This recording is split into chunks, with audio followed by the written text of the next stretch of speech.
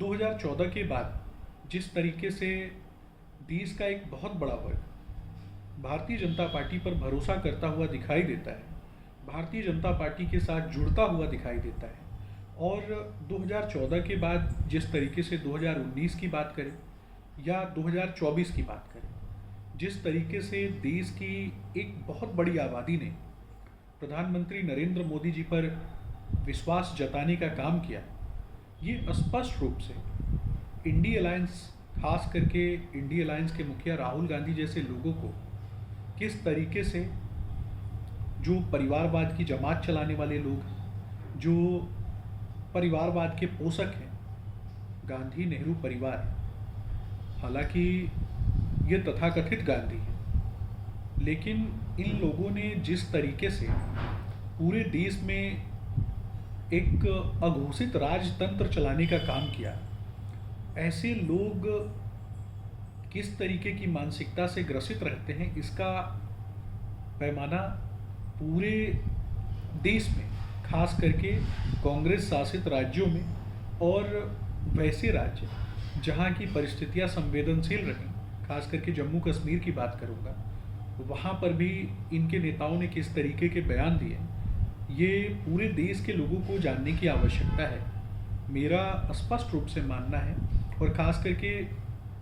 देश की एक ऐसी आबादी जो कि पढ़ी लिखी है, शिक्षित है, जो चीज़ों को समझती है राजनीतिक रूप से, जिसको चीज़ों की समझ है और मुद्दों की जानकारी है, उन्होंने भी कहीं ना कहीं इस विषय को देखा होगा कि किस तरीके से कांग्रेस के एक नेता का बयान आता है कश्मीर में कि अगर उनकी सरकार बनती है तो मारे गए आतंकियों को, और ख़ास करके मारे गए आतंकियों के परिवार वालों को, जो आतंकी मानसिकता के लोग हैं, जो आतंकियों को प्रश्रय देने का काम करते हैं, वैसे लोगों को 1-1 करोड़ रुपया देने का काम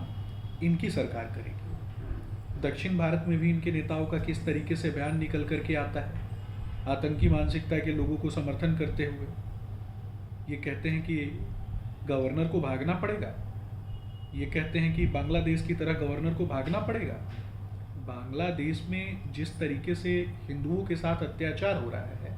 वैश्विक पटल पे जब चीज़ें सामने आती हैं तो कोई आवाज़ नहीं उठाता, लेकिन जब किसी अन्य समुदाय से आने वाले लोगों के हितों में थोड़ी सी भी कमी हो जाती है तो ऐसे लोग, खास करके ये वामपंथी विचारधारा के लोग, किस तरीके से पूरे देश को बरगलाने का काम करते हैं। हिंदू पर्व त्योहारों पर वो भी दिन हमें याद है कि जिस समय बिजली नगण्य रहती थी, जिस समय दीपावली का त्यौहार मनाया जाता था, उस दिन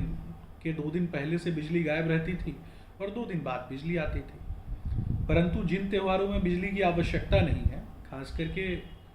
दूसरे समुदाय के जो लोग हैं, वैसे त्योहारों में 24 घंटे बिजली, 24 घंटे उन लोगों को खुश करने की कोशिश की जाती थी। तो कहीं ना कहीं जिस तरीके से उत्तर प्रदेश में हम सभी ने देखा कि योगी आदित्यनाथ जी ने, और जो कि भारतीय जनता पार्टी के वरिष्ठ नेता हैं, और जिन्होंने कैसे उत्तर प्रदेश जैसे राज्य को संभाला और सामाजिक सौहार्द के को एक तरीके से आगे बढ़ाने का काम किया, लेकिन वैसे नेता के खिलाफ भी ये इंडी अलायंस के लोग बयान देते रहते हैं। उन्होंने कहा कि बंटोगे तो कटोगे, तो उसमें क्या गलत है। आज बांग्लादेश की जनता ने जिस तरीके से इस बयान को अपनाया, जिस तरीके से इस बयान को कहीं ना कहीं आत्मसात किया, खास करके बांग्लादेश के हिंदुओं की बात करूंगा, क्या हिंदू समाज को अधिकार नहीं एकजुट होने का? और एकजुट होने का अर्थ ये थोड़े ना है कि किसी पे हमला कर दो। ऐसा तो किसी भी नेता ने नहीं कहा, ऐसा तो किसी भी हिंदू नेता का बयान नहीं आया। एकजुट होने का अर्थ है कि अपनी सनातन मान्यताओं पे विश्वास रखो, अपनी सनातन एकता में विश्वास रखो, अपने सनातन मान्यताओं को आगे बढ़ाने के लिए और सनातन के हिसाब से कहीं ना कहीं अपने दैनिक जीवन दिनचर्या को चलाने का काम करो। तो ये अगर कोई व्यक्ति बोलता है, खास करके हिंदुओं की आत्म रक्षा की बात करता है, उनके पर्व त्योहारों की बात करता है, उनके पर्व त्योहारों को और भी अच्छे से आगे बढ़ाने की बात करता है, तो सबसे ज़्यादा किसके सीने पर सांप लौटते हैं? राहुल गांधी, सोनिया गांधी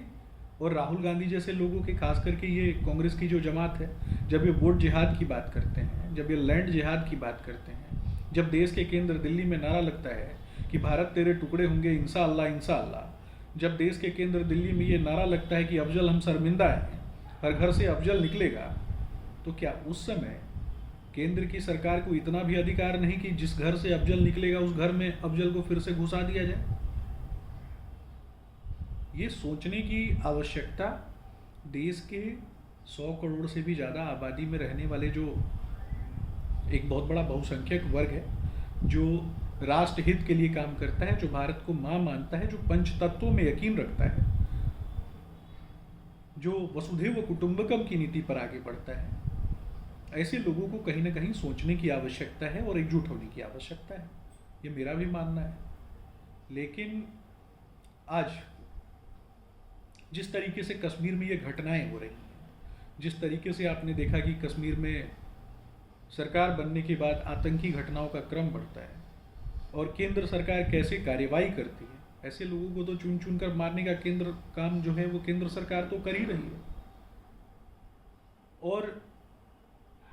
पाकिस्तान प्रायोजित जो ये एजेंडा चलाने वाले लोग हैं, और ख़ास करके इंडी अलायंस के कुछ एक लोग जो पाकिस्तान की बोली बोलते हैं, पाकिस्तान की तरह ही उनकी जुबान खुलती है, ऐसा लगता है कि जैसे उनकी पार्टी के का जो मेन ब्रांच जो है वो पाकिस्तान में हो और यहाँ वो उनकी सब ब्रांचेज चला रहे हैं। तो इस तरीके की बातें करने वाले जो द्विभाषीय लोग हैं, इसको विशुद्ध रूप से कहा जा सकता है कि दोगली नीति अपनाने वाले लोग। तो ऐसे लोगों से तो कहीं ना कहीं सतर्क होने की आवश्यकता देश के प्रत्येक व्यक्ति को है। और निश्चित रूप से मेरा स्पष्ट रूप से मानना है कि ये नारा बिल्कुल सही है कि बटोगे तो कटोगे, और इसमें कहीं ना कहीं देश का प्रत्येक नागरिक आता है। इस नारे के अंतर्गत देश का प्रत्येक नागरिक आता है। निश्चित रूप से प्रत्येक धर्म के लोगों को ये समझने की आवश्यकता है कि उनका मेन ब्रांच किसी दूसरे देश में नहीं है। तुर्की का खलीफा नहीं तय करेगा कि भारत में क्या होगा। तुर्की का खलीफा ये तय नहीं करेगा कि भारत के मुसलमान क्या करेंगे।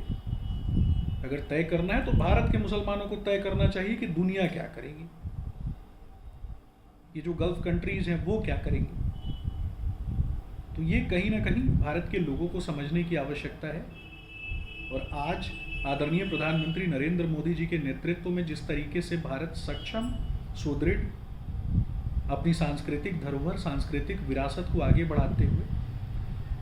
अंत्योदय के लिए खास करके काम कर रहा है। और अंत्योदय कहने का अर्थ ये भी देखने की आवश्यकता है कि कांग्रेस के काल में वैसे लोग, खास करके जिन्हें हम आदिवासी समाज और आदिवासी वर्ग से आने वाले लोगों की संज्ञा देते हैं, वैसे लोग जो वनवासी हैं, जिनका देश को आगे बढ़ाने में, देश की सांस्कृतिक धरोहर को बचाने में, विरासत को बचाने में, विविधता में बसे हुए भारतवर्ष को कहीं ना कहीं विविधताओं में बनाए रखने की जिनकी भूमिका है, उनको जिस तरीके से कांग्रेस ने उपेक्षित छोड़ दिया था और उनका जिस तरीके से दूसरे धर्मों में कन्वर्जन हो रहा है और कन्वर्जन कराने का गैंग चलाने वाले जो लोग हैं, वैसे लोगों की गोद में बैठ करके कांग्रेस और खास करके राहुल गांधी किस प्रकार की मानसिकता को सेट करना चाहते हैं, वैसे लोगों से सतर्क रखने का काम भारतीय जनता पार्टी ने किया, भारतीय जनता पार्टी की विचारधारा ने किया। आज वैसे लोगों को, खास करके जो आदिवासी बहुल्य क्षेत्र है, वहाँ जो हमारी माताएं बहनें रहती हैं, उनको मिशन इंद्रधनुष के माध्यम से किस तरीके से वैक्सीनाइजेशन करने का काम, उनके बच्चे कुपोषण की दर में जीवन यापन न करें उससे बाहर निकालने का काम, उनके बच्चों का वैक्सीनाइजेशन कराने का काम, और ख़ास करके ग्रामीण तबके से आने वाले जो हमारी माताएं बहनें, जिन्हें रात के अंधेरे में, कल्पना कीजिए कि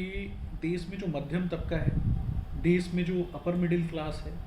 अपर क्लास है, प्रत्येक व्यक्ति के घर में कहीं ना कहीं शौचालय के बगैर जीवन की कल्पना नहीं हो सकती। लेकिन एक ऐसा तबका, एक बहुत बड़ा तबका जो कि शौचालय विहीन जीवन जी रहा था,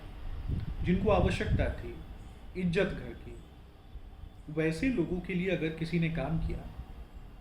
तो उस गरीब के बेटे आदरणीय प्रधानमंत्री नरेंद्र मोदी जी के साथ जब देश की जनता खड़ी होती है तो बौखलाहट किसको होती है, किसके सीने पर सांप लोटता है? राहुल गांधी जैसे लोग। और काशी में जाकर के ये कहना कि काशी के युवा जो हैं वो नशेड़ी हैं, शराबी हैं, इस तरीके की बातें राहुल गांधी ने क्यों की? क्या ये संयोग था? बिल्कुल नहीं। ये प्रयोग था, ये प्रयोग सनातन के खिलाफ था और एक एजेंडा ये कि होली, दीपावली जैसे पर्व त्योहारों में जानबूझकर हमारे पर्व त्योहारों का नाम बदलना, हमारे पर्व त्योहारों को गलत तरीके से प्रस्तुत करना और धीरे धीरे पाबंदियों के माध्यम से, धीरे धीरे आरोप प्रत्यारोप के माध्यम से हमारे पर्व त्योहारों को कहीं ना कहीं खंडित करने की एक बहुत बड़ी सोची समझी साजिश जो है वो मार्क्सवादी विचारधारा के लोग कर रहे हैं। इसको विफल करने के लिए और ख़ास करके ये कांग्रेसी एजेंडे को विफल करने के लिए मुझे लगता है कि देश की यशस्वी जनता को एक बहुत बड़ा वर्ग जो कहीं ना कहीं बोल नहीं पाता, जो सिर्फ देखता है, उसे भी बोलने की आवश्यकता है।